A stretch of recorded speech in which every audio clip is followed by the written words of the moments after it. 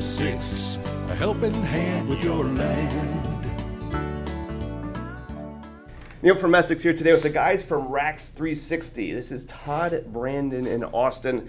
They're the guys who developed and brought this product to market. We're going to spend a little time today telling you about the process that they went through to come up with this concept and develop this new product, and give you a little bit of a story behind its inception and creation. So when you guys started with this thing, what kind of gave you the initial idea in order to come up with something like this? Well, we have a pretty good amount of property that we need to maintain, road frontage. And when the boys were younger, and I have a third son, Colton, they used to go out with their weed trimmers, the shovels, and different things to clean things up, and I could mow.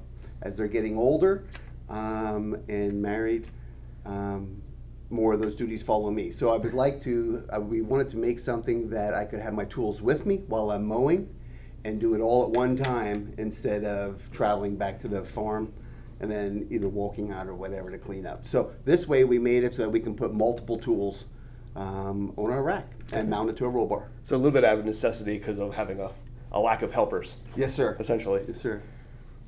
The process of developing and bringing a product to market like this.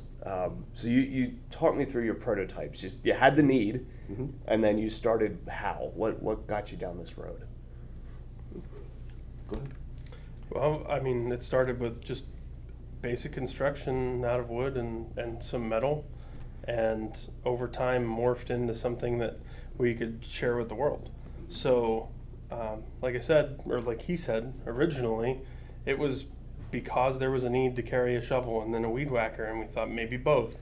We've had ideas about multiple things to, multiple designs for this, and this is the one that was just most robust, and we went with it. So that first prototype then was what, like U-bolts holding a board onto the side of the... That's about it. That, and then we actually added a little bit of metal then for strength. Okay. And then the original only held one tool. My trimmer or a shovel, but then we felt the need that we needed to hold more tools, so then we went to a multiple idea effect. Okay. And at what point in this process did this become like the thinking that we're going to bring this to retail, right? Was the first prototype really for yourself? Yes, sir. It was. It was Yes. for yourself at that point, and at some point you kind of got far enough along that said... It seemed to make sense to hold your tools and keep them with you, and just to save time. And even for landscapers, to have to go back to the trailer to grab something, to come back out, you have it with you. And that is pretty much, it was necessity, and then we just started playing with it over a couple years. And like I said, as the boys got married and things, I needed to be able to do it a little bit quicker.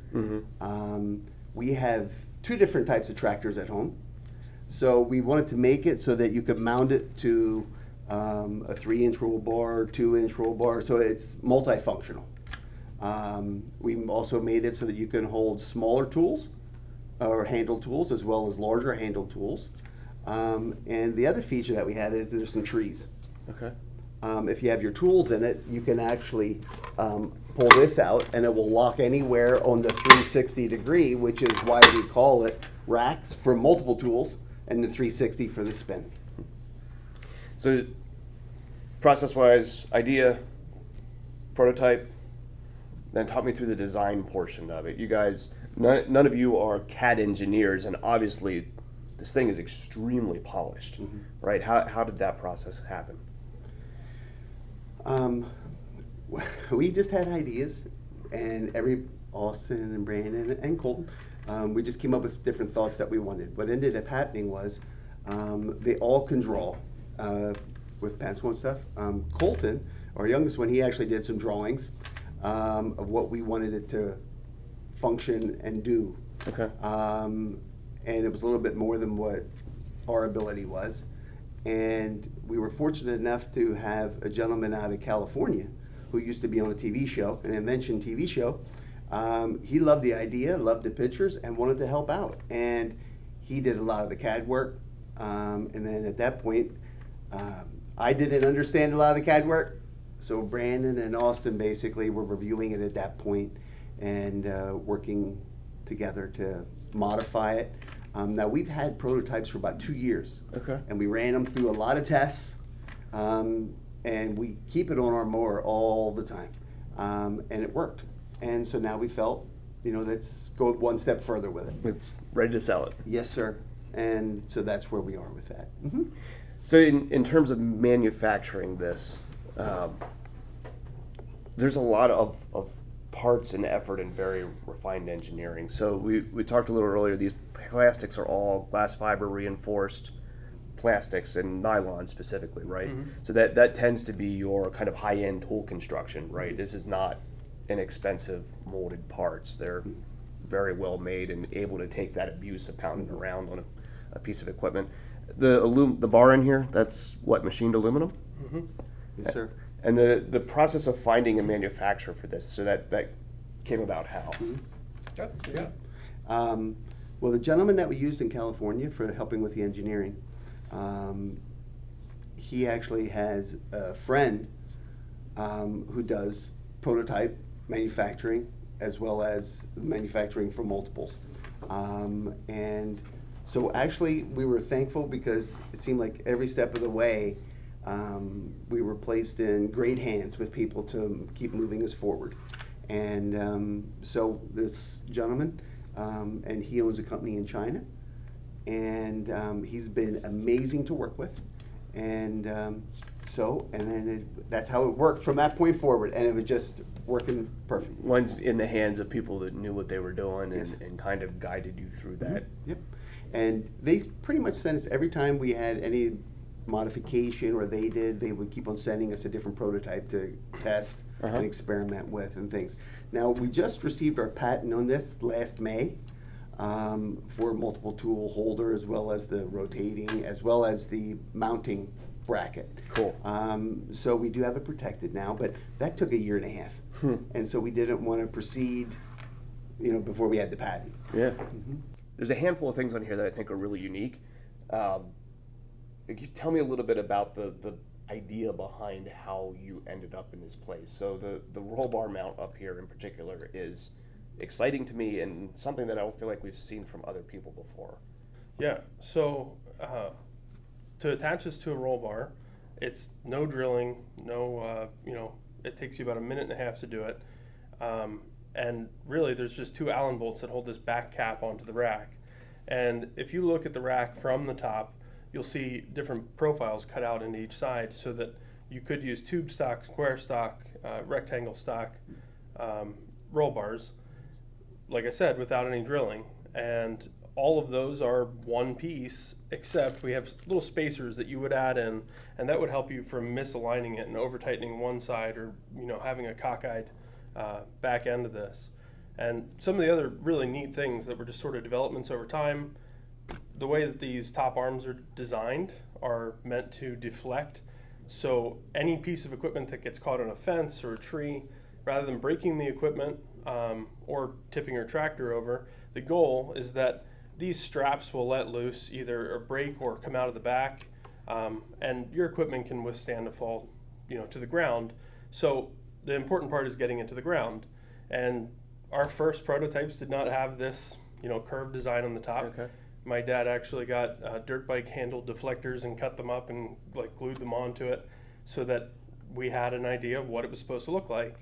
And that's all in the interest of protecting the operator of the equipment, I love that you could look at this part right here and say that this was a dirt bike handle. You can see it, can't right? you? Like, yeah. Yeah. And once it's on, it's usually on. It's not a product you have to take on and Yeah. off. So Brandon mentioned it takes about 1.5 minutes to install, and once you get through that, it stays on. Everything too, also Brandon, over time, the things that have changed. You got these rubber straps here, so if a piece of equipment does get caught on something, the rubber straps will give way before the equipment does. Mm-hmm. Also, depending on the length of equipment, these arms will slide in and out. Those are all things that have been developed over time, so it's come a long way. Yeah. The carabiners at the bottom, whether it's for your ear protection, there's been quite a few things. Different things gentlemen brought up. Yeah. Mm-hmm. So the inception of this multi-mount up here at the top came from what? You have a mixed fleet worth of stuff, right? Yes, sir. Yep. So we have different brands, and so they're different dimension roll bars. And so we didn't want to make it so that we could only put it on one of our tractors. We want to be able to put it on multiple tractors. And so that's why we came up with the design so that we could basically mount it to any roll bar for a lawnmower, lawn tractor, up to mid-sized tractor. And so it worked for us. So kind of out of necessity, right? Like, yes. You're going to make this thing, you want it to go on all your stuff. Yeah. Or you've So- got a small market. Right. You know, yeah, as big a market as possible. Yes, sir. So today we have these two arms that are basically going to hold weed whackers, shovels, that kind of stuff, straight-handled things with something that slides back and forth. This is a versatile platform. You guys have thrown around some other ideas. Where are we headed from here? We've been getting a lot of unique feedback just for additional equipment that could be used. So at some point we're in talks about tool-specific arms, whether that be for a chainsaw, maybe something a little heavier at the moment, top and bottom. We recommend 20 pounds on the bottom, 20 pounds on the top. Most equipment won't exceed that, but we're working on things in the future that will.